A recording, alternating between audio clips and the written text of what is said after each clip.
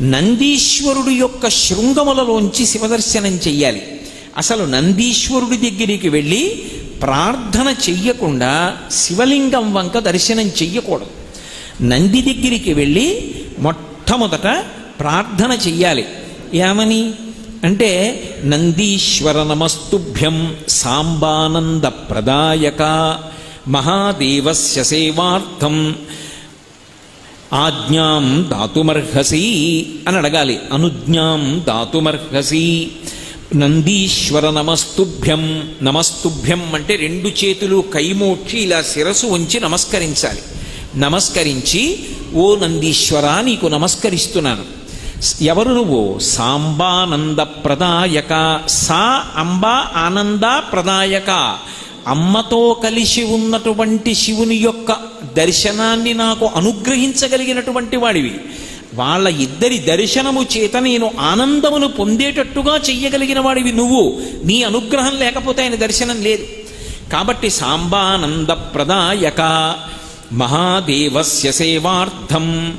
నేను మహాదేవుని యొక్క సేవ చెయ్యాలనుకుంటున్నాను. ఆయన ఎదురుగుండా నిలబడాలనుకుంటున్నాను, నమస్కరించాలనుకుంటున్నాను. కాబట్టి మహాదేవస్య సేవార్థం అనుజ్ఞాం దాతుమర్హసి. మీరు నాకు అనుజ్ఞ ఇవ్వండి, అనుమతి ఇవ్వండి. మీరు అనుమతిస్తే అప్పుడు నేను లోపలికి వెడతాను. అటువంటి నంది యొక్క శృంగముల మధ్య నుండి మాత్రమే శివలింగాన్ని దర్శనం చెయ్యాలి. శివలింగాన్ని దర్శనం చేసేటప్పుడు శివుడికి నందికి మధ్యలోకి వెళ్ళి దర్శనం చేయకూడదు. అలా ఎవరైనా విడితే అది గొప్ప దోషం కింద స్వీకరిస్తారు. అలాగే నిర్మాల్యం తీసుకొచ్చి శివుడి మీద ఉన్న పువ్వులు చేతికిస్తే నంది దగ్గర పెట్టేస్తుంటారు. అలా పెట్టడం ఎట్టి పరిస్థితుల్లోనూ అంగీకరింపబడదు. నందీశ్వరుడి దగ్గర నిర్మాల్యాన్ని విడిచిపెట్టకూడదు. నంది దగ్గరికి వెళ్ళి చెప్పాలి, వృషస్య వృషణం స్పృష్ట్వా శృంగమధ్యే శివాలయం దృష్ట్వా క్షణం నరో యాతి కైలాసే శివసన్నిధిం అనాలి. ఆయన దగ్గరకు వెళ్ళి శివలింగానికి నందీశ్వరుడికి మధ్యలోకి వెళ్లకుండా ఉండడానికి ఏ చేతిని ఉపయోగిస్తే సరిపోతుందో ఆ చేతిని పెట్టి, ఉదాహరణకి బొటనవేలు చూపుడు వేలు ఆయన యొక్క శృంగములు కొమ్ముల మీద ఉంచి, అంత బలిష్టమైనటువంటి నంది కొమ్ముల మీద మీరు చెయ్యి పెడితే ఊరుకుంటాడా? కానీ ఆ రెండిటి మీద బొటనవేలు చూపుడు వేలు ఉంచి ఎడమ చేతితో ఆయన యొక్క ఆ వృషణములను అవయవాన్ని ఒక్కసారి ఇలా పట్టుకోవాలి. ఒక్కసారి పట్టుకుని వదిలేయాలి. ఆ వృషణములను ఇలా పట్టుకునేటప్పటికీ ఆయన ఊపిరి అని ఆగుతుంది. ఆయన ఊపిరిలో, ఆయన వదిలిపెట్టిన ఊపిరి, పీల్చిన ఊపిరిలో పరమశివుడు పార్వతీదేవితో కలిసి ఊయలలు ఊగుతూ ఉంటాడు. ఎప్పుడైతే ఆయన ఊపిరిని ఒక్కసారి ఆపాడో ఎదురుగుండా ఉన్నటువంటి శివుడు ఊయల ఆగి కైలాస పర్వతం మీద కూర్చున్నటువంటి పార్వతీ పరమేశ్వరుల దర్శనము చేసినటువంటి వాడు అని దర్శనం చేసినటువంటి భక్తుడి ఖాతాలో వేస్తాడు. అది ఒక్క నందీశ్వరుడి యొక్క శృంగముల మధ్య నుంచి దర్శనం చేయడం వల్ల మాత్రమే సాధ్యం. అలా కాకుండా అతిక్రమించి నందికి నమస్కారం చెయ్యకుండా వెళ్ళి నమస్కరించాడు అనుకోండి, దాని వలన దోషం వస్తుంది. అందుకే ముందు నందిని ప్రార్థన చేసి తరువాత ఆయన శృంగముల మధ్యలోంచి చూడాలి. ప్రదోష వేళ దాటిపోయి కవచం పెట్టేస్తే, అంటే శివలింగం కనపడకుండా శివుని యొక్క మూర్తి ఏ ఇత్తడిదో రాగిదో వెండిదో బంగారందో తొడిగేస్తారు. అలా తొడిగేస్తే నంది శృంగముల మధ్యలోంచి చూడక్కర్లేదు. లింగాన్ని చూస్తే మాత్రం నంది యొక్క శృంగముల మధ్యలోంచి మాత్రమే చూడాలి. అది పరమశివుడు నందీశ్వరుడికి ఇచ్చినటువంటి వరం. వెంకటేశ్వర స్వామి వారి దర్శనానికి ముందు ఆదివరాహస్వామి దర్శనం ఎలా చెయ్యాలో అలా నందీశ్వరుని యొక్క శృంగముల మధ్యలోంచి మాత్రమే శివలింగాన్ని దర్శనం చెయ్యాలి.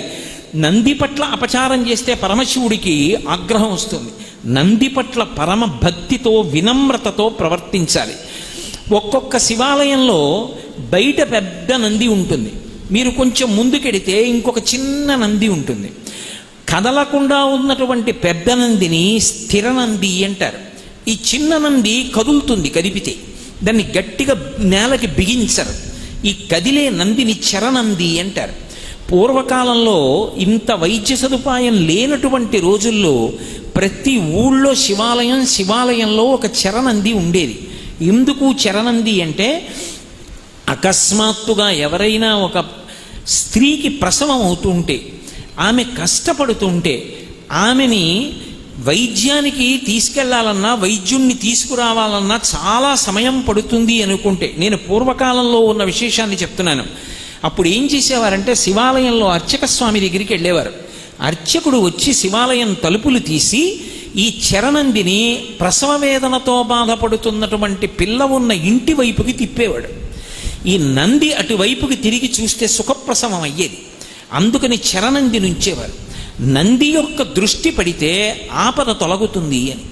అందుకని స్థిరనంది చరణంది అని 2 నందులు శివాలయంలో ఉండేటటువంటి సంప్రదాయం పూర్వకాలంలో ఉండేది. ఇప్పటికీ మీరు కొన్ని ప్రాచీనమైన శివాలయాలకు వెడితే శివనంది చరణంది అని 2 నందులు కనబడుతూ ఉంటాయి. అలా నందీశ్వరుడు ఉండడానికి కారణాల్లో అదొకటి. మహానుభావుడైనటువంటి నందీశ్వరుడు ధర్మమునకు ప్రతీక. ఒకానొకప్పుడు శిలాదుడు వరం అడిగితే అనుగ్రహించాడు పరమశివుడు. అనుగ్రహించి ఎవరు పిల్లవాడిగా వెళ్ళాలి, యజ్ఞకుండంలోంచి పిల్లవాడిగా పైకి వెళ్ళవలసిన వాడెవరు అంటే ధర్ముణ్ణి పిలిచాడు. ధర్మమే ఒక ఆకృతిని పొందితే ధర్ముడు అని పిలుస్తారు. ఆ ధర్ముణ్ణి పిలిచి శిలాదునికి నువ్వు కుమారుడిగా వెళ్ళు అన్నాడు. ఆ ధర్మమే శిలాదుడికి కొడుకుగా వచ్చింది. అందుకే వృషభ రూపంలో పడుకుంటాడు పరమశివుడి ముందు. నంది పురుష రూపంతో ఉండడు.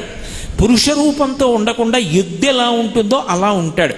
కారణం ఏమిటంటే ఎక్కడైనా సరే ధర్మము వృషభ రూపంలో ఉంటుంది, భూదేవి గోరూపంలో ఉంటుంది. భూదేవి శ్రీ మహావిష్ణువుతో మాట్లాడవలసి వస్తే గోరూపాన్ని పొందుతుంది, ధర్మము వృషభ రూపాన్ని పొందుతుంది. ఎద్దుకి 4 కాళ్ళు ఉంటాయి, అలాగే వృషభమునకు 4 కాళ్ళు. ఈ ఎద్దుకున్న 4 కాళ్ళు అవి సత్యము, శౌచము, తపస్సు, దయ. ఈ 4 ధర్మమునకు ఉండేటటువంటి 4 కాళ్ళు. వృషభమునకు 4 కాళ్ళు ఉంటాయి. ఈ 4 కాళ్ళు నిజానికి అవి డెక్కలు కాళ్ళు కావు. నందీశ్వరుడు వృషభ రూపంలో పడుకున్నాడు అంటే ధర్ముడే పడుకున్నాడు. అందుకే నందిని స్పృశించడం, నంది శృంగములలోంచి దర్శనం చేయడం, నందికి నమస్కారం చేయడం వల్ల ఏమవుతుంది అంటే శివుడు ఏది ఇస్తాడో నంది అదే ఇస్తాడు.